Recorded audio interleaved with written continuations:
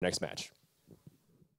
Thank you very much, Dan. Always great to hear from SilentStorm, the Season 1 champ. I'm OzmoQD, joined by Chalky and, of course, Life Coach, fresh off his victory in Group D. How you feeling, Life Coach? Yeah, good so far. Good? Of course, right. Of course, yeah. Making it out in the group first place. So what do you think of SilentStorm saying, preparing is for tryhards? Are you a tryhard, Life Coach? Yeah, definitely I am, for 100%. I mean, it was also funny because, like, I've been talking to SilentStorm, like, 2 matches ago, and, like, when it was clear, like, that the red will be his next opponent, I was like, hey, I mean, actually, like, your decks are pretty great against the red. Don't worry, like, because he was worrying a little bit, and I was like, yeah, your decks are pretty great against the red decks, like, what does his Patron Warrior actually do against your decks? And he was like, oh, what? He's playing Patron Warrior? And I was like, yeah, of course. I mean, everybody knows that. And he was like, oh, no, I don't do the preparation. And I was like, yeah, what? Like, for this tournament, I mean, it's one of the most important tournaments. I mean, how can you not do the preparation? But it seems to work for him. So, I mean, everybody is different, I guess. Yeah. Proud to be a tryhard. And the next matchup is actually going to be a rematch between SilentStorm and Phonetap. They played off-stream earlier on in one of the first matches of the group, and Phonetap took that 3-2. So it was a really close series. Yeah. And both of these players seem to be on pretty equal footing. Chalky, what are your thoughts moving into this match? Well, I know Phonetap like really respects SilentStorm and how he plays, but he's comfortable with his lineup against him, so he thinks he has an edge in that aspect. And he said he was very lucky in Game 5, so he didn't think he was going to win. But now another rematch. I don't know. No, we'll have to see. Well, let's take a look at the bracket from Group D from what we've seen so far. Of course, the off-stream matches. Life Coach took out the Rat 3-0. Phonetap took out SilentStorm 3-2. We saw the really intense winners match between Life Coach and Phonetap, and Life Coach was the first player to move on. And now we're going to move into the final match of the day, the final match of Group D, and the final match of group stages overall. Phonetap versus SilentStorm. The winner moves on to the playoff stage. They'll be the 8th and final person to make it there. And, of course, the loser is out of the tournament. Yep, going to be the 8th elimination, the unfortunate person. They had to wait around all day, watch all the other matches, in the very last match. So Life Coach's fatigue play an important role in these matches. Oh yeah, definitely. Yeah. I mean, today I think it should be fine. I mean, we have like barely 8 p.m. So I mean, because of the organization and actually we also played like 2 games off stream. I guess you did like everything possible to actually prevent fatigue playing too big of an importance. So thank you very much for that too. Yeah, wasn't my decision, but I will take credit. I'll take credit for it. Thank you. I'm the face. Easy. You know what, Life Coach? It was me personally. All right. Well, you can see these 2 players. SilentStorm not really needing much of a chance to sort of recharge. He's just going to jump right into the next matchup, try and carry the momentum of the victory into the next one.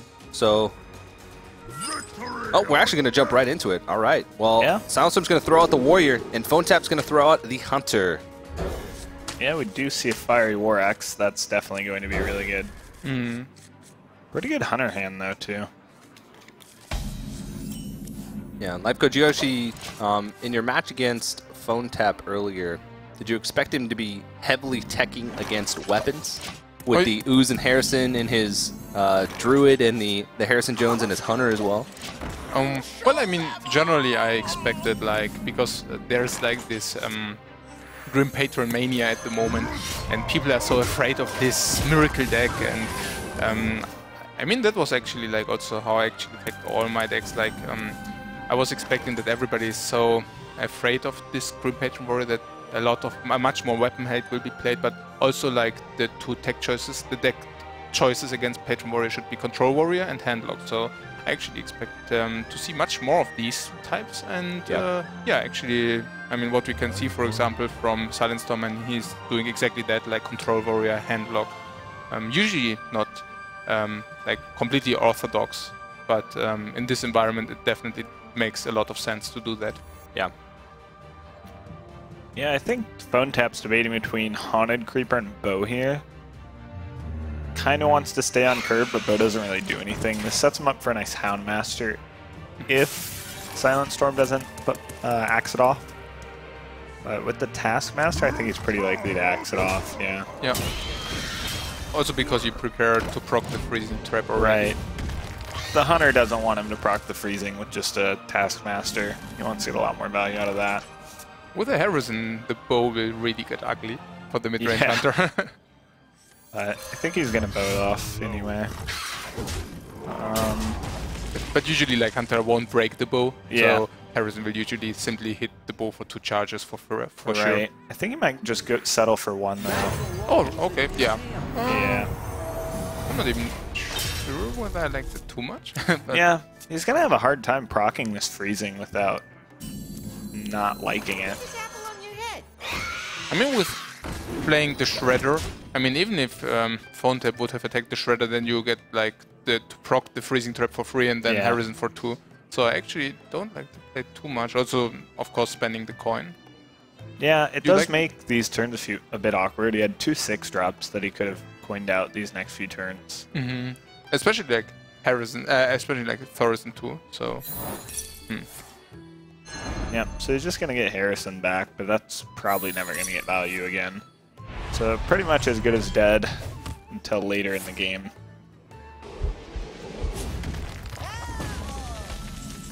And the Hunter will get a Houndmaster value, but of course Savannah off the top is much better. And like you said, he spent the coin, so he can't do something like Shield Maiden and Coin Shield Slam, which would normally be pretty fine here. Yeah, I guess Thorison should come down. And yeah, just set up for later turns.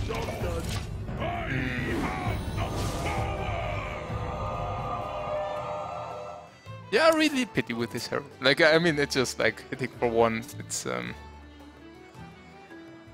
So Boom on 7 is fine, but there's also kind of merit to Houndmaster. You don't really want to leave Emperor up, but you do want to hit him in the face. Yeah, I guess you simply play Boom, right? I mean, or what would you like? It's turn 7. It is turn 7. Yeah. He wants to Boom. Or would it make yourself too much open against Brawl? Yeah, I think that's the thought process here, is like he trades into your high main and brawls. So instead you could do something like taunt your Haunted Creeper and all face. You get more damage in that way. I don't think you're really setting it for lethal that way though. And you're still vulnerable to Brawl, so I'm not sure. Hopefully it doesn't. Oh, that would be like BGHable. Yeah, this would be not good. That's huge. He's also baiting out the BGH for Dr. Boom. It paves the way. Yeah. he should trade now, I think, actually. Yeah, of course. If he's going to do that play, yep. Okay. But he traded really late in the turn, which suggests, I mean, the rope came and maybe hadn't thought entirely through. Happens a lot where you just have to go with the play that's in your head at that point. Yeah. And that was what was in his head. He Houndmastered it, realized, oh man, if he has BGH, and then he decided to trade. So he missed 8 damage, essentially. Would you go here for like BGH for sure, right? And then Shield Maiden and Shield Slam, or like what's the play here? He could execute instead of BGH, but I guess you don't really put your opponent on having Boom. Going for Shield Slam Execute though, actually, which turns out to be better, I'd say, since there is a Boom in his hand. So I don't know if this is like a sick read, or that's just kind of what he wanted to do with his mana that turn, rather. But turns out to be great. There's really not a great way through this Belcher. Yeah, I think I like Kill Command here. Because if you play Boom, you can't get through the Belcher. You miss so much damage. But yeah, the Warrior really came out on top of these last 2 turns. Yeah. I mean, like this, you stay 3 mana inefficient, so it's also pretty silly. There's a Brawl. Lots of armor gain. A BGH, a Brawl. I think SilentStorm's just going to be able to sustain through this. Oh yeah, definitely. I mean, you got everything, and the Hunter is out of it, out of stuff. So card for card as the game goes on. Well, I don't know. He's drawing into his big threats. Yeah, but now that Savannah Highmane's not as big of a deal because it's not like you're going to trade. So the Savannah Highmane's just going to get traded into and brawled away. And basically, as the hunter, you have the burden of killing your opponent. The warrior's just going to play defensively. And once you get through 2 Savannahs and a boom, it's like, what else is there? Yeah, that's pretty much it. So, yeah, I think I like boom here, power here, though. Of course, you just have to go all face. And it's going to start the cleanup. Big game, the 7-7. And Despite seems actually pretty good. Brawl? He could brawl here, yeah.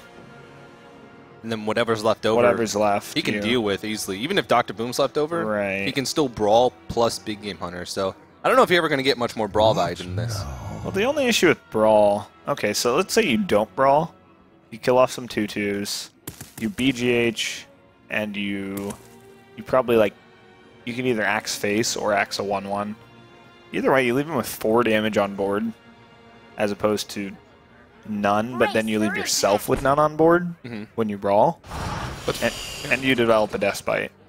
But that's pretty good, right? I mean, first killing the spider off, probably even taking 1 boombot with the shield maiden before you brawl, right? Like this, you set up the best value for it. Yeah. Also denying like the boombot, at least 1 boombot, because the 5 damage on the hunter's face should not matter too much. Oh, actually, it isn't good. Yeah, I like the no brawl here. But I would have liked to see Despite over the Shield Maiden. Just to get the Whirlwind out next turn, yeah. Because these 1/1s are just inefficient to clear with putting 5 and 4 damage into all of them when you could just be killing your opponent. And that's 18 he has. I think these boombots, where they hit, is actually going to be a pretty big deal. Because if he does manage to deal with SilentStorm's board here, he doesn't have that much stuff in his hand. And Phonetap, I mean, he's starting to run out of cards. The cards that he does have aren't powerful besides Highmane. But if a Highmane comes out on the board and he doesn't have an answer, like he didn't develop the Despite last turn. I might have liked to see a silence on that before he killed it. I don't know what else he's planning to silence. Who knows? I was thinking maybe this turn would probably be like, well, you almost certainly want to Unleash just to get value out of it, but you also want to play Highmane, and you also want to owl that off. And he's thinking he wants to max his Unleash, but he just killed off 2 minions before his Unleash. Which is not the worst, right? I mean, yeah, he could have gone in with the spiders instead, though, first. So I think that might have been a small mistake. Okay. He's going to trade a lot of damage away just to protect this Highmane. He traded 5 damage to protect a 6 damage minion. Also interesting, yeah. There's Grom. I mean, I don't even know, like, he played the Hounds for 3, right? So he could have exactly as well quick-shotted anti-hero power. So he actually decided that quick-shot in the hand is worth more than Hounds and 2 damage.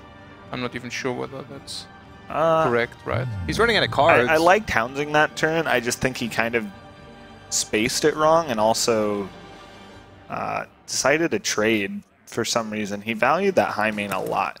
And when your opponent showed you last turn that they didn't have a great way of dealing with a lot of 1/1s and 2/1s, I think having 5 1/1s is really good because it's hard to clear.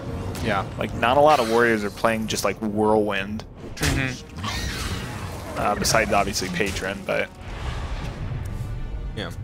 SilentStorm knows that he's going to be able to grind this game out, so he uses the Grom here just to sort of clear off the Highmane. I mean, Phonetap's basically just playing into his hands, and he knows he has that Harrison. Yeah. But he has to play a bow, because he has to quick shot. But his deck's out of threats, so this web spinner needs to get something insane.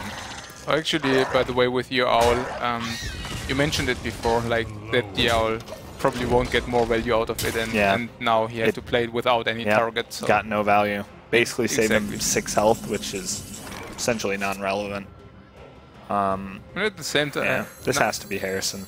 Yeah, it's also funny because the warrior wouldn't have had any cards left actually, like besides the weapons. Right? Phonetap actually looked pretty upset about that Harrison. It looked like he had just kind of forgotten about it. Like, yeah, That's he looks not surprised. something that you should forget about. Really, you in shouldn't. a match like this. Yeah, you should be used to your freezing traps. He's not too far off killing his opponent, but Actually not. Yeah, it's true. But he should get his beast first. Like he should first take a look what. I mean, of course you sacrifice, or don't you like to sacrifice a web spinner just to get this card, the is beast? tough. Yeah. I mean, you just don't spend a lot of mana, right? So you just want to get the beast, and I mean, not Yeah. the beast. You just miss 1 damage is all, but Is King Crush the best you can do here? yeah, actually, actually, speaking of that, if you Lotheb, go all face, and get King Crush, that's not even lethal if he armors, but you're getting close. And that's what's important. Right. It also seems like Phonetap is quite under pressure. Like, Yeah. I guess it's like he's not used to have like this major tournament, so you really can see like the pressure on him, especially in the decision match. Yeah, every time he ends his turn, he just kind of shakes his head and like realizes the board state is not good for him, but and he's making the plays. King Crush, King Crush. King Crush would be 1 off. Oh man, What is it? Mukla. Mukla, what? Nearly. Well, yeah, if he's he- almost there. If he plays around King Crush, Yeah. I probably would have played the Sylvanas. Yeah. I mean, what amount of... Wow, that's... Yeah, he's got Brawl. That's the Yeah. main issue. So if the still- 7/7 survives Brawl, is that game? It is, yeah. After all that, Okay, Phonetap has a 1-3 to win this game. Unless SilentStorm sees a different play. He's got a 2-3 to be in a decent spot as well. Because if the Houndmaster survives, you're taking your opponent to 3 health. He'll probably axe it off. And if you can draw some damage, quick shot, kill command. He already used both bows. Would you like to try to fetch something with the Acolyte, or is No, I think you're just banking on the Acolyte winning the Brawl. yeah. yeah. If And you, max your chances. if you throw in the Acolyte to try and draw for something, it makes it so it's like a 50-50 Yeah, for you you to increase lose. your opponent's... Absolutely. Yeah, you increase your opponent's odds of winning by 17% flat. I'm not saying you should do it. Yeah. I was just wondering. Oh, wow. Just wondering whether it's a consideration. Wow. Phonetap can't do anything but chuckle to himself. He hasn't been happy with this game at all. Yeah, that is awful for Phonetap. In the end, this armor up, by the way, nearly cost SilentStorm the game. Like what you talked about. Yeah, like, the Sylvan. If he played Sylvanas, it plays around every beast except King Yeah. Crush. Yeah. He played around the one thing besides the other beasts. Like he didn't think like, oh yeah, he could just get a pretty valuable beast. Like Stranglethorn Tiger would have been insane. Yeah. Savannah Highmane. Like what do? You lose. Yeah. I mean, this is also like SilentStorm actually armored up, but he didn't even have any board. So Right. it's like... Yeah, board is the most important thing at this point. Yeah, exactly.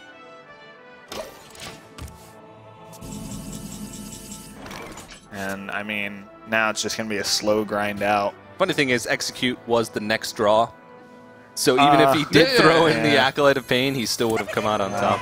Yeah, but Sort of something that doesn't really matter, it but would it's have been kind the of wrong funny thing play to look still. at. Absolutely. So SilentStorm was correct in going for what he did. Yeah.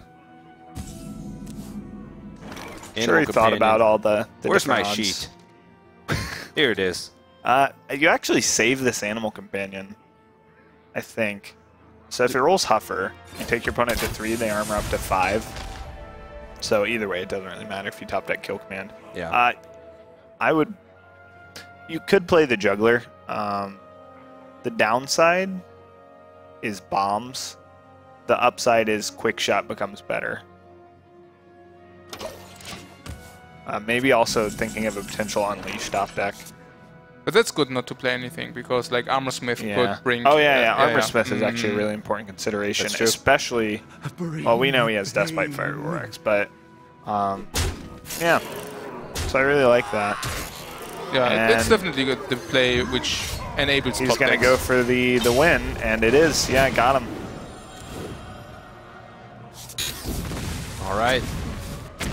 Well, SilentStorm is going to take game number 1. Yeah, at the end there, actually, with Cruel Taskmaster, he should have attacked with the bots, but not the Boom and not the Acolyte yet, because he could have Cruel Tasked for 2 extra damage off the top.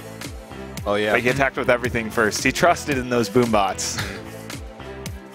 So He was still in a great position, though. It's not like... Well, he was dead to a top deck, though, actually. That's true. Did he have kill commands left? Yeah. Okay. One. Fair enough. And 1 Unleash, potentially. Probably not. A lot of decks have cut down to 1, but so it's a small thing. Not going to rattle SilentStorm. Yeah. But he finds a win with the Warrior, and he sort of lined up nicely there. He got the Control Warrior into the Hunter matchup. Yeah, it's not that insane of a matchup. We did see it got really close, but even with a really sick draw, the Warrior draw lined up really well. Yeah. Just had all the answers. Yeah. I did like the discipline of SilentStorm holding onto the Brawl for so long, though. It ended up coming down to kind of a coin flip to win the game, but had he just used it on that one turn where it seemed like, oh, you know, I could Brawl away 7 minion, then basically wouldn't get value out of that big game Hunter ever. Yeah. And potentially lose to the next high main. So, Life Coach, I want to get your thoughts on the Shaman pick from Phonetap here. He's one of the few players to bring Shaman, and it is the Mech Shaman. What are your thoughts on that deck? Well, actually, I mean, Mech Shaman proved to be viable for sure. I mean, getting like top 10 places on ladder many times. And in general, it's quite a good decision to bring it if you expect a lot of hand locks. And this is probably what he expected. So I think it's just a tech choice and definitely viable. So if he actually manages to, or if he actually practices enough, it's definitely a good choice. But now we can also see the hand of him is just like silly, right? It's just like so perfect curve. Yeah. Would you keep Molten against Mech Shaman? Oh, definitely. Yeah, I was thinking that. But even the Sun Fury, even like the Sun Fury, yeah. If you like, not simply the Sun Fury, but if you already got the Molten, you can simply keep him. Because those 2 cards in combination are something that they usually can't afford to play around, so they play right into it. Absolutely. I mean, usually against Mech Shaman, you are already still in burst range, but he's already grabbing his 2-drop. He knows that there's not going to be a play. But Hellfire comes pretty handy. Like, yeah. But probably too slow. Wow. Oh, look at that curve. Perfect Did curve. you ever see that? Well, like, what? 1, 2, 3, 4, 5 with perfect drops, yeah? Yeah, I mean, if you're playing Mech Shaman, that's what you want. That's just silly. Sounds like it's going to take a lot of damage. That Ooze could potentially do something. I mean, it might be too fast at the start.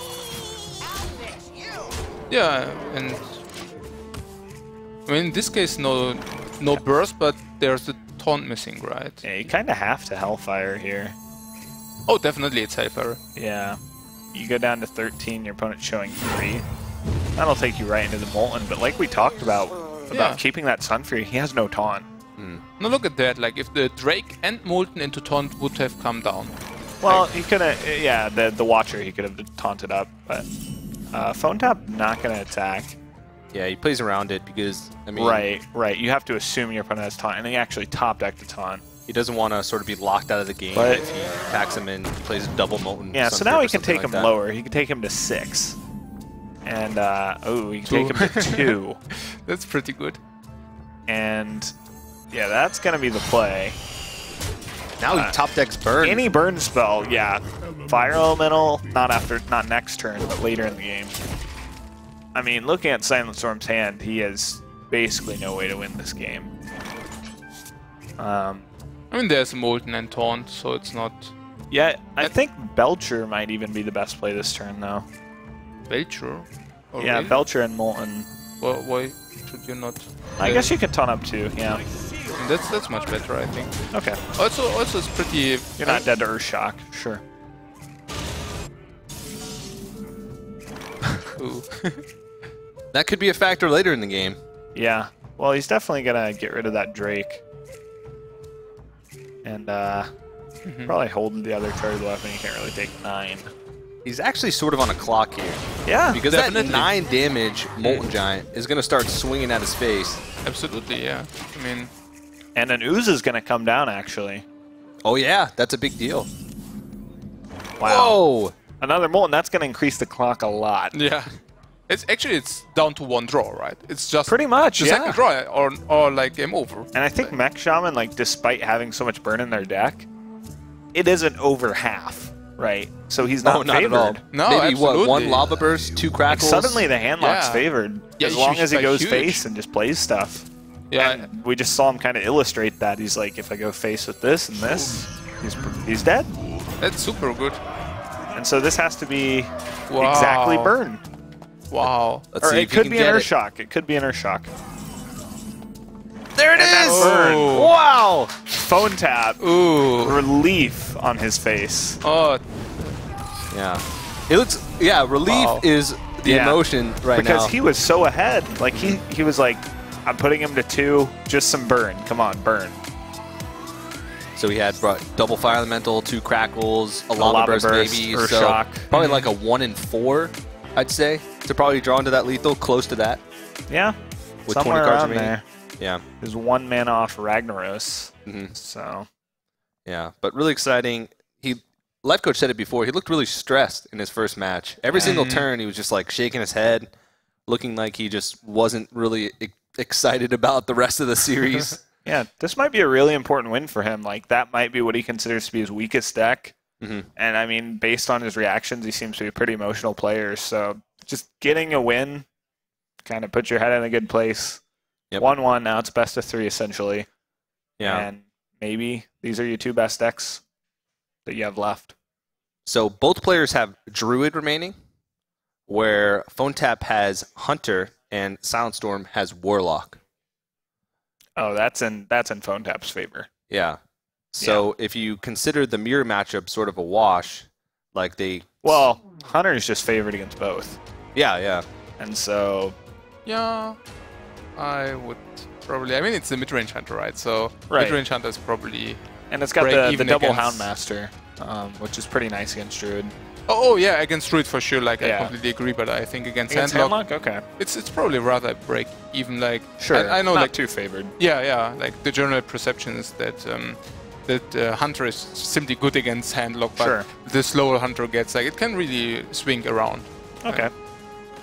And then of course there's the mirror match of Druids, and I would say Druid also favored against Handlock. Oh, absolutely. Yeah. So. Yeah, I mean, as you said, like, Phonetap definitely has the upper hand here for sure with the decks. And so, just like he said, he thinks his decks are favored against Silent Storms. It kind of showed in the first match. He came out 3-2 on top, and he's hoping it shows in this match again. It's also interesting that he kept the Owl. I mean, I'm not saying, I mean, definitely there's something to be considered. Like, it's of course good against Scientists and against Houndmaster buffed creatures and stuff like this. I'm just wondering whether you should keep it or not. It's really a close call. Yeah, I wonder if that Ooze is the only golden card in SilentStorm's deck. He just wants to make sure you know Every time he draws it, he's like, alright, got you. Just to remind himself. Looks back at his hand, he's like, I have Ooze. I know sometimes I put in tech cards like that, I forget that I have them, and then a Hunter plays a weapon and my Ooze just sits in my hand. It's just gleaming at you. Yeah. But if it's golden... Right. But it's really interesting. Both players actually playing like Oozes as tech choice, right? Yeah, like that's quite a few Oozes. It's really crazy. Yeah, it hasn't actually done that much. No, I mean, of course not. It's Ooze, right? Bloodfin Ooze. So he goes for the Juggler, which is the more aggressive play. It's good that he didn't get Huffer here, else he'd be really weak to Hellfire. He could have gone with Haunted Creeper last turn, going for more of a late game strategy. I mean, I think his strategy is definitely crutching on that high main coming out probably on turn 5 with the coin. Tends to be really good against Handlock. We do see double Molten, so... Double Molten Sunfury. Big choice. But we also saw Phonetap actually playing around Molten Giants in general, so... Yeah, but even if he hero powers this turn, tap Molten Sunfury becomes available just with hero power. Oh, definitely. So he'd have to pass. Yeah, well, this is what I'm saying. Like, wow. Yeah, I mean, you could expect it. I mean, why should he play like with a Shaman around them and suddenly not with a slower deck? It wouldn't make any sense. And so pretty consistent with how he's been playing. And it saves him, actually. Like, yeah, if no Belcher. Yeah. Like, if he would have gone for it, then... Yeah, you don't really want a heal bot. So it's just going to be a Molten for 5. I would probably play the one off the mulligan, because a lot of players keep track of what cards you kept, and especially against Handlock, if they have that card for a long time and you're a hunter, pretty obvious, you know, okay, that's probably a Molten. So, probably not a huge deal, especially with, you know, Phonetap seems to be much more concerned with his game. He could have decided actually to get an additional card for 2 life. It's pretty risky, but on the other hand, it's not super risky. I mean, if you think about it. He also has the other Molten, yeah. Yeah, the other Molten, and also like 13 life means Phonetap must deal like 9 damage with 6 mana, and that's usually not the case. So I would have probably simply like sacrificed 2 life in order to get this 1+1 card, especially because you also got already the healbot in the hand, right? So so he's gonna unleash 1 Hound and go all face, putting him to 7. Yeah. And this probably won't work. No, it won't work, but I mean, it could, because I don't think we're going to see Healbot this. Well, we could see Healbot, yeah. If he goes for Taunt this turn, there is a small window of opportunity for Phonetap to top deck one of his 3 other burn spells. Yeah, but it's super tiny, so... But I mean, I definitely agree with Phonetap here. I mean, he just has to go for it. I mean, there's no way that... Yeah, you're definitely taking your opponent below 10. I might have just coined High Main instead of Unleashing for 1. Yeah. And Hero Powering. That would leave your opponent at 11. Yeah, I agree. That's better, for sure. Yeah, because it just applies more pressure. Right, and if your opponent... The worst part is, if your opponent does have a way to not die, they get to start clocking you with the Moltens. Oh, absolutely. Or at least 1 Molten. Ooh, he's even going for the heal, but that's super interesting. Wait, why didn't he play the other Molten? Yeah, I have no idea. Whoa! What's going on? What? Is he next leveling us? Well, why would he hold back? He's BMing us. Wait. I'm going to win this game without he should have golden the Molten. He should have a golden Molten. That way he can't forget. That's exactly what it is. It's just like the ooze. He was looking too much at the golden ooze. What is going on? It's like next level out-leveling Phonetap, because now Phonetap knows there's no Molten. If he brings SilentStorm to 10 and then SilentStorm shows the second Molten, then Phonetap is destroyed. Like, but what does it do? It would have been the same as if he played it. I have no idea what's going on, guys. No, really not. Like, this is just too much for me. Like, I don't know. SilentStorm's not really a player that shows much emotion, so even if even if he made a mistake, we wouldn't know. He would just be like, double Molten is for tryhards. Well, that's a really important.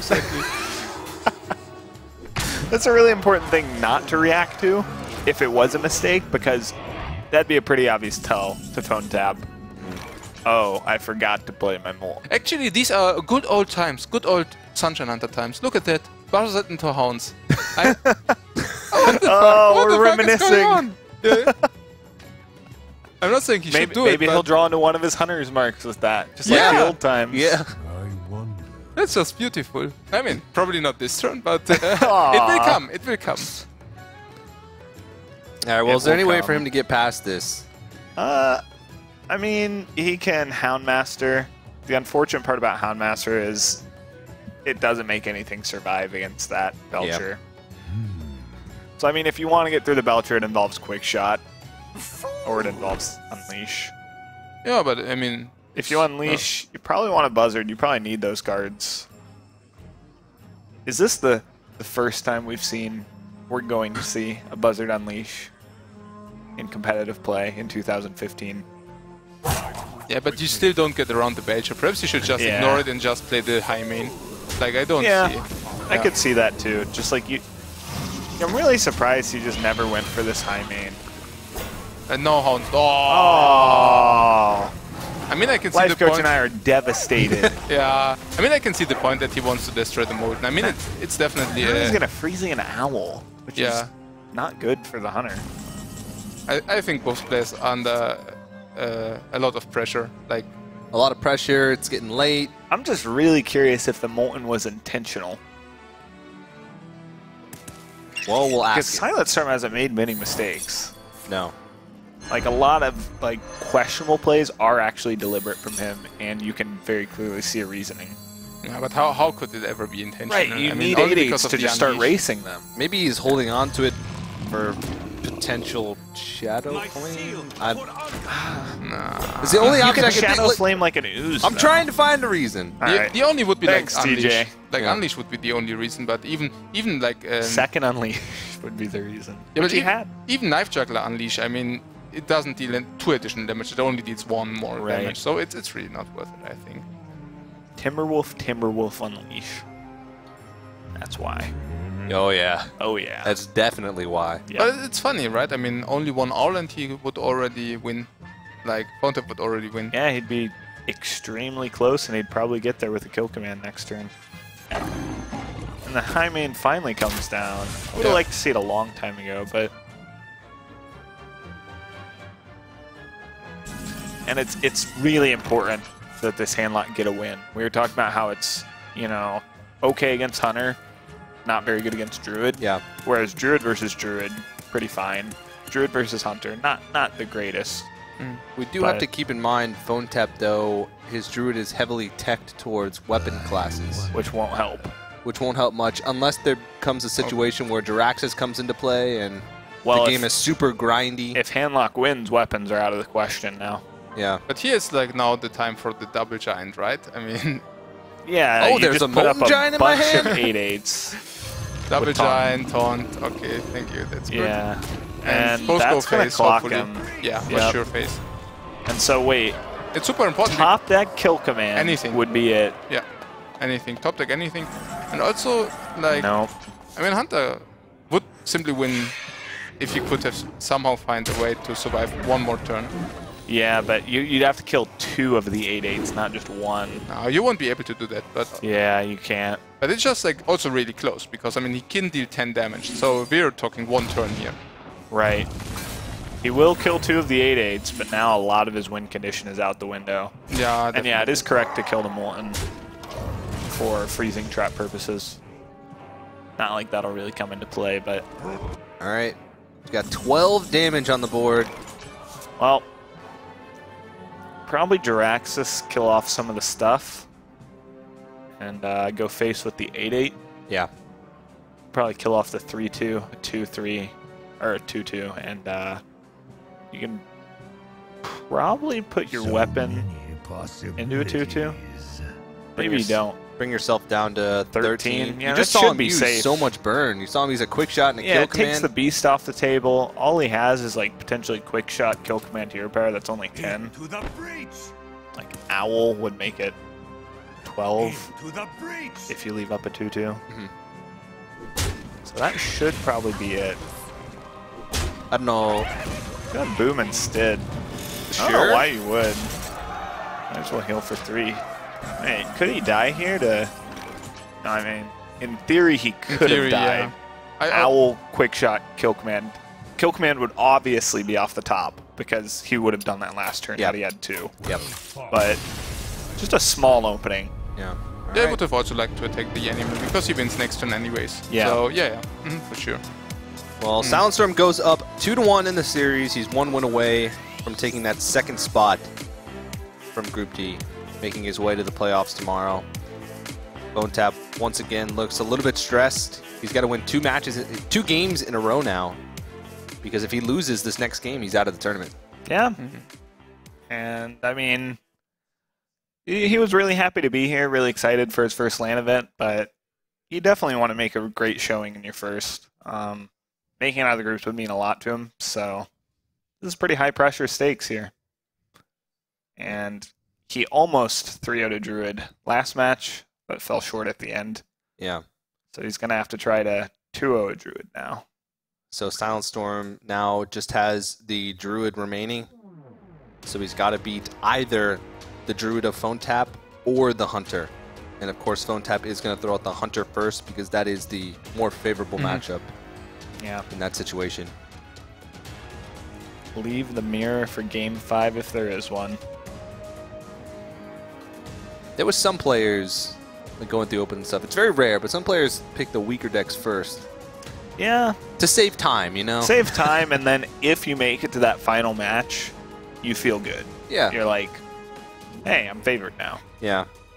Yeah, and also psychologically, it's bad for your opponent. Like if he knows, okay, I mean, if he was so close before the win, and then you came back with the underdog decks. Right. It really crushes you psychologically. Right, because like let's say SilentStorm loses this match, he's like, okay, we have a mirror match. You know, that's fine. Yeah. But say you lost a mirror match, you'd be like, oh no, now I got to face a Hunter. I have to beat Hunter. Exactly. Right. So there's some merit. It's basically just psychological, like Life Coach said. I think you just do whatever works for you, and just try to play your best. All right. Well, SilentStorm threw away his whole hand in search of he does Innervate, play Wild Hunter's Growth. Mark. Yeah. Yeah, no Innervate, no Wild Growth. And again, we see Phonetap already grabbing at that juggler. Yeah. Oh, the Druid answers are just so great. Like with the Wrath, double Yeah, keeper. this is going to get ridiculous. It's going to go Wrath into another juggler into Coin Keeper. Definitely. So, Life Coach, you play a lot of Druid. I've seen most players today throw away the Shade as Druid against the Hunter. Do you agree with that play? Oh, absolutely. I think the Shade is like a nice slot for your 3-mana slot, because 3 mana is actually pretty important, because you don't want to hero power. Like hero power is not only like quite weak in general, but also leaves you with 1 mana left. So you really need these 3 mana drops, but you don't mulligan for them, of course. So first of all, your priority is to get like one of the Innervates or the Wild Growths. If you have like any of these cards, you don't need the Shade at all. Yeah. But if you actually miss these cards, the Shade can actually help you not to lose immediately. So that's actually the idea behind it. And what we see in Angry Chicken, we see Hunter's Mark and the Chicken hype? Yeah. I think that's the first chicken we've seen from a web spinner. Probably. Actually, did you like the Hunter's Mark on the Keeper? I Yeah, think that it's was very interesting. yeah, it's quite weak target, right, against Druid. Right. Especially like if the Shredder comes down. Right, like, assume he doesn't, you're going to see the Keeper into the 1-1, and then you can just trade into the 2-3 with your Shredder. It's not the worst thing in the world. Exactly. And then you still got the Hunter's Mark So for now, Druid. yeah. Well, I think one thing you might have been thinking was, if he trades in my 1-1, which he will, I won't really have a great activator for the Hunter's Mark in the future. So I should just kind of use it while I can. Cash in. Right, but it will be a little weaker once some taunts start coming out, like that Drew the Claw. Obviously, Sylvanas is just going to come out first.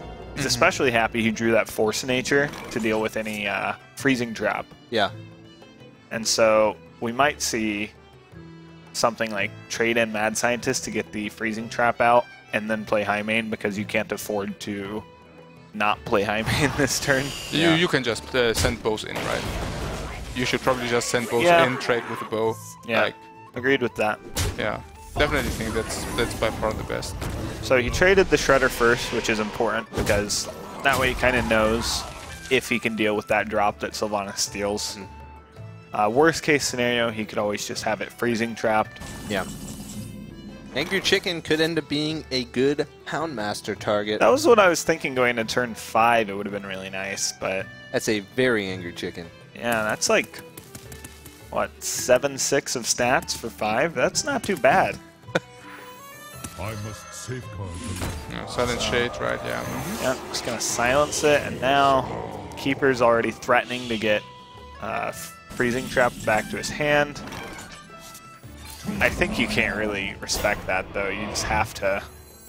You're even going to play the chicken and just smork him. Yeah, but it's super close. Like it's a super close game actually. Yeah.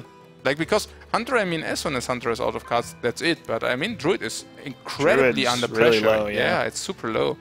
So Well, you definitely hear power. I mean, next turn there will be Force of Nature into Shapeshift, but still the high main still. I mean, oh, he could handle the board actually. Yeah, so it's not that bad. He can handle the board, but he's not taking initiative on it. Yeah. He's basically... Now the Shade gets freezing trapped unless he And how he just Force did Natures. kill command on Keeper. That's also. Yeah. Do you like? I don't didn't know, like that I would too have much. just like hero You're power. so low on cards. You really need to get Hero the power, value out of yeah. your hero power. Absolutely. And also, like, I mean, kill commanding a 2/4 is really not what you want to Yeah. do in this situation. Like, and it's really only about the life count. You want him to proc the freezing trap is the thing. Because that gives yeah. you 3 extra damage. Yeah. Getting a 6 mana keeper when you're not like in a close game as far as board doesn't matter too much. It's not like you're ever going to need, you know, something to not get keepered. Yeah. Yeah, and it's also like the 5 damage. Oh, wow. That's huge.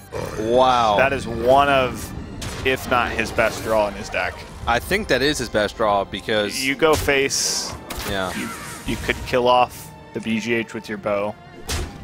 Yeah, Wow. you will, right? I mean, I think this game's over. Yeah, if you kill off the BGH with your bow, how can you lose? 9 mana swipe?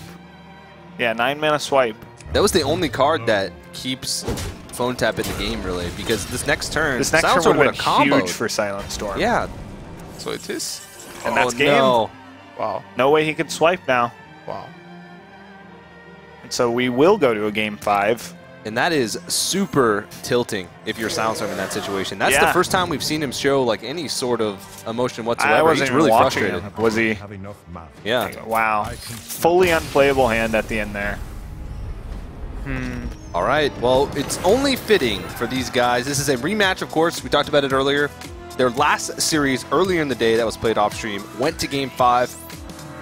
And this series as well is going to come down to a game 5. And the game 5 is actually going to be Druid versus Druid. Winner moves on to the playoffs. Loser is out of the tournament. Only a fitting matchup to decide your tournament ending.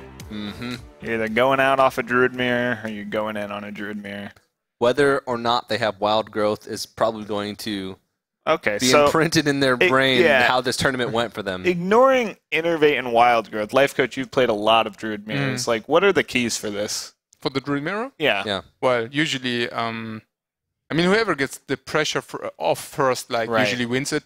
And, of course, Wild Growth helps tremendous because it just accelerates your complete turns throughout the whole game. So it's actually a card gives you like a 7-8 mana board advantage. Right. The only way actually to swing it down could be like if somebody plays Dr. Boom and then with BGH you can come back. It's really like this match is really like nearly only about tempo. Like really only about tempo. Like not much else, right? I mean there are no secret tech cards like in other classes, big AoEs or big turnaround cards, like game turnaround cards. There are simply none. So yeah. So it's going to be all about aggression, keeping the board. Wild Growth helps a lot to do that, TJ. Yeah. It's just usually like you, as a Druid player, you just try to bring your opponent into combo range, and then they have to do crappy stuff. And as soon as they have to do crappy stuff, you simply win. Usually. Yeah. Well, we see a Wild Growth on one of their sides. I don't really actually know either. Yeah, and that's the only card that gets capped. Ooh. And it's 2 Wild Growths. Coin into Wild Growth, Wild Growth. Are you kidding me? I think that's Phonetap. That is Phonetap. Oh, wow. He's got to be really happy about that. Absolutely. So do you coin one of these Wild Growths? Absolutely, yeah. Just to sure. start going? I mean, that's not even close. Like, if you don't coin it, you're much slower. Yeah, so you just coin it, and it's so strong. I mean, even if your first strike double Wild Growth is not much better than 1, but second to act is just silly.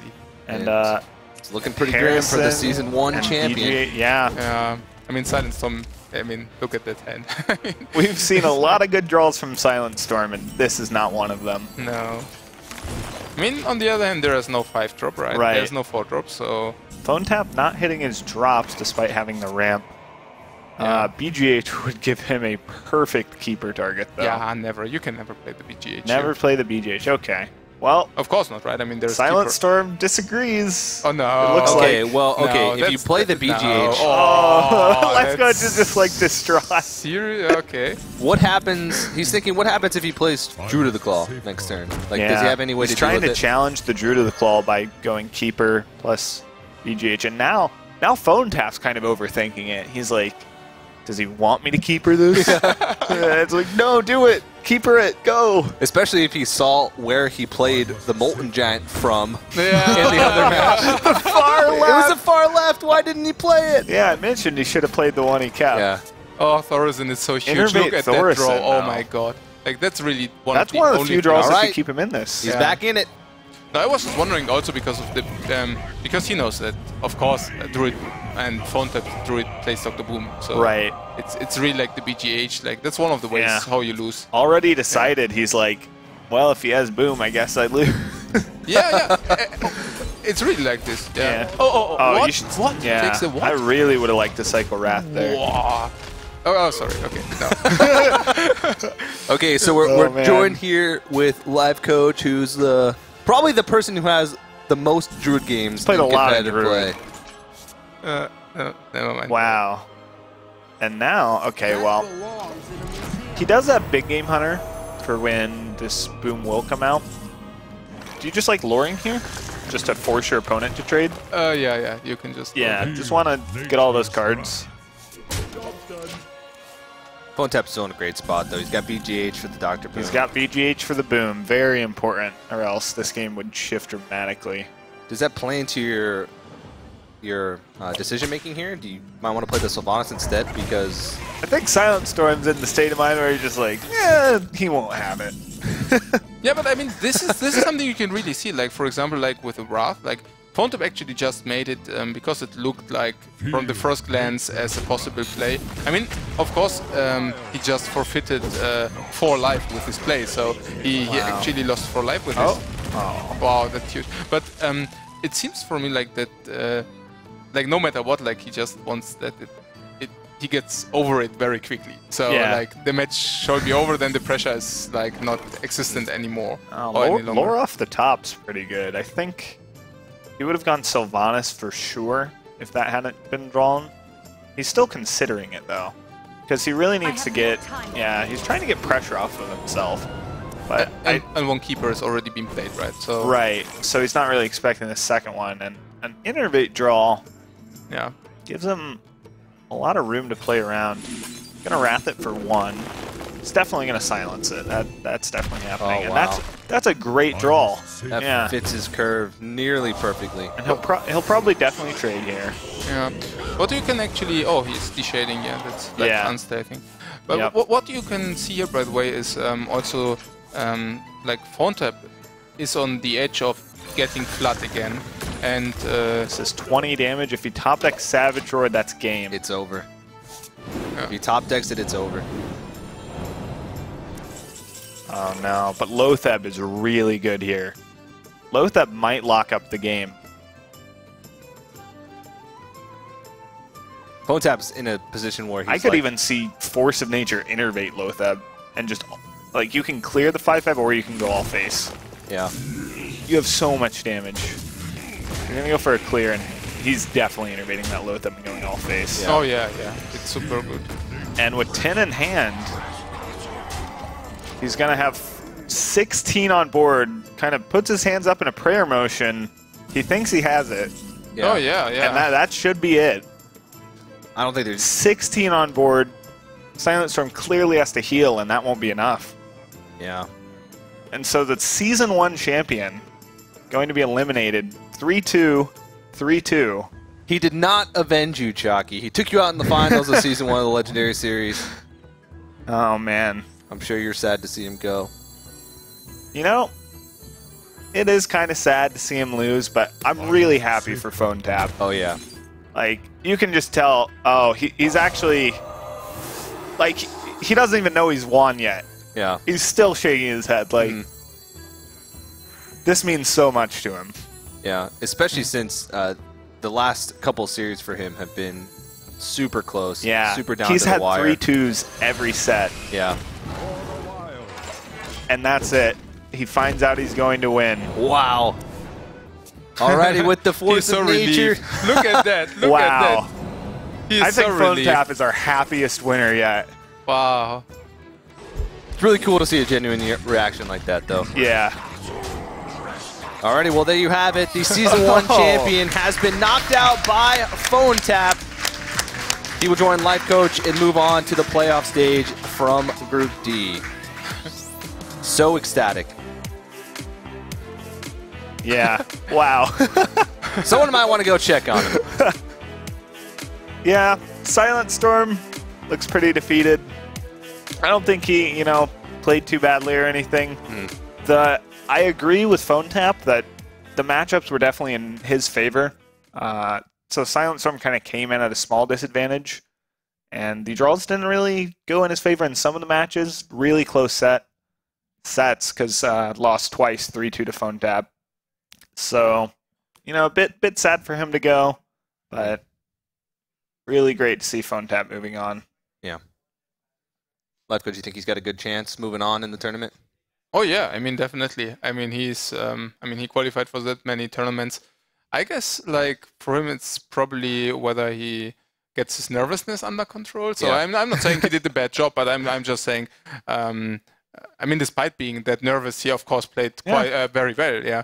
But I guess he could even be perform much better like if he could just shift this this tension, like that he just says, okay, that's a tournament, but I have to get the best. I don't have to perform. And if he gets this under control, I'm sure like he will have good chances for sure. He's got a day to recuperate. He's got a day to sort of relax and get himself in the zone. Well, he has a night.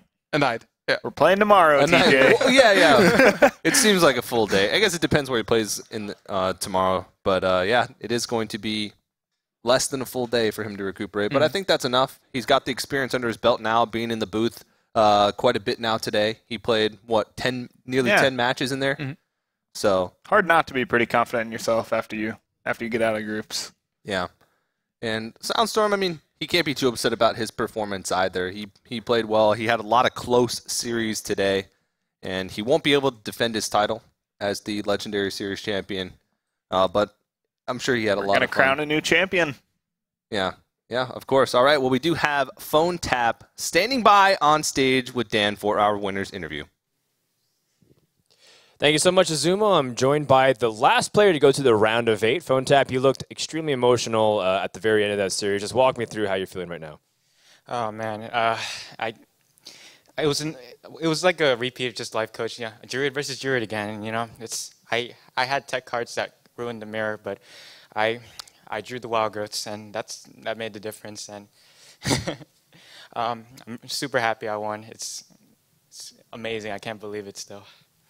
Is there something more that's just the win itself and the glory of winning and being able to advance? Is there anything specific? Like, was there people that doubted you, or is there something that you wanted to prove to yourself?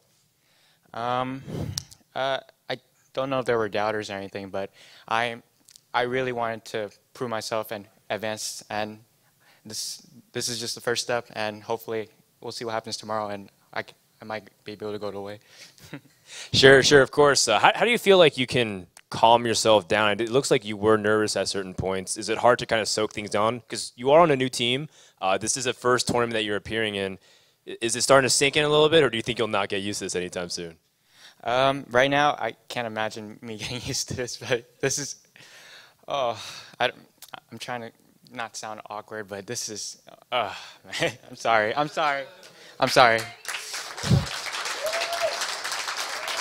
Well, the crowd here is being very supportive of it, and thank you so much for everybody who's been supportive of Phonetap. You did a great job. Tomorrow, I don't know who you're exactly playing. I think it's the first place finisher from Group B, but we'll check in on that in the brackets. It's going to be Roger, actually, from Group C.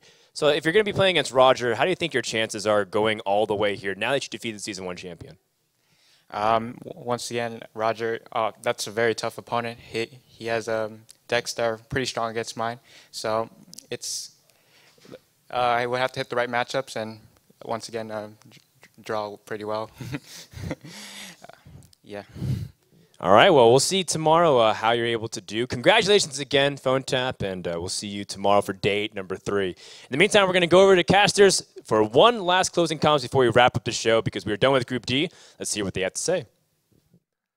Thank you very much, Dan, and thank you, and once again, congratulations to Phonetap. Very well played, and it's going to be a really fantastic day tomorrow. Life Coach, of course, we're going to be seeing more of you play throughout the round of 8 tomorrow. Are you looking forward to that? Oh yeah, absolutely. I mean, like everybody is like only strong players in the top 8, and it will be really tough. And I'm looking forward to it simply because of the challenge. I guess, like, of course, the chances to go through all the way through are pretty slim, but like trying always the best, and then just see how it goes. Yeah. All right. Well, we can take a look at the bracket, the schedule that we're going to be seeing tomorrow. That round of 8. Bracket. We'll start off the day with Demigod versus Domdis, 2 of the players that made it to that last chance. Then, of course, that matchup that Dan talked about, Roger versus Phonetap. And then we'll round off the day with the second half, Trump and Kit Kats, and then Reynad and Life Coach. And at the end of the day tomorrow, we will crown the Hearthstone Legendary Series Season 2 champion. So I'm really looking forward to a day filled with Hearthstone action tomorrow. Yeah, me too. Should be pretty great. Really excited for this top 8. Yeah. And of course, Life Coach, you're going to like this next bracket. We can take a look at the prizing structure for the Season 2 Legendary Series. And $10,000 goes to first place, and of course, 100 World Championship points. It gets less from there, but we have $25,000 worth of prizes and 200 plus World Championship points to give away. So it's going to be a really exciting day, and I'm looking forward to the culmination, to the ending of that Season 2 championships. And let us know what you guys think. Join in on the conversations. Tell us your favorite matches of the day. Follow us on Twitter at ESL Hearthstone. Use the hashtag HLS, and I'm sure we'll be joining in on those conversations after we get out of here later on. But it's been a really fun day. And you guys have any final thoughts before we send it back over to Dan? Yeah, this event's just been awesome so far. Really excited to see how it ends. And can't wait for day 3. Oh, good stuff. Good stuff. Alrighty. Well, I think we have Dan standing by on the stage for some final comments. That's right. We've had a lot of fun today, from the crazy finishes to the Osaka Reynad series to watching SilentStorm not be able to make it, but hopefully another player can succeed and worthy of that Dark Horse crown in Season 1. Or we got to see some of the old stalwarts like Life Coach continue his dominating run so far. Day 3 promises to be absolutely epic. I can't wait to see what's going to happen, as tomorrow, starting at 11 a.m. Pacific, we begin once again here at twitch.tv/ESL_Hearthstone to find out who will be our Season 2 champion, take home $10,000. I'd like to give a big shout out to Gigabyte and Plantronics for helping making this all possible. Make sure to check out all of our sponsors here at the ESL Studios in Burbank, California. Thank you so much for watching. We'll see you guys tomorrow for day number 3.